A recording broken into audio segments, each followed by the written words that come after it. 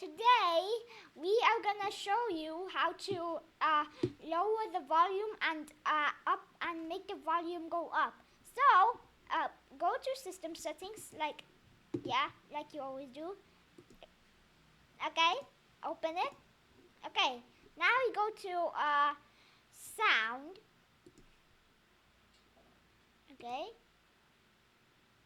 Okay, alert volume. Uh, alert sound is boop. Play sounds through MacBook Air speakers. Look, you can change it.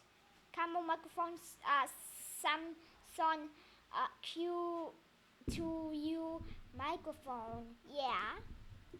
So we can also disable play sound on startup. So when you start the MacBook, it won't play the sound anymore. And you can go to input and you see the input. Now let's lower down the input. 3.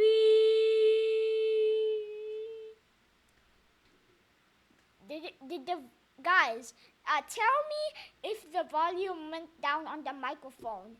Anyways, we can also play feedback when volume is changed and play user interface sound effects.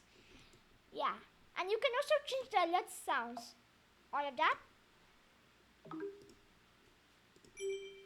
All of that. That. And like that. Okay, let's go back. Let's go to boop.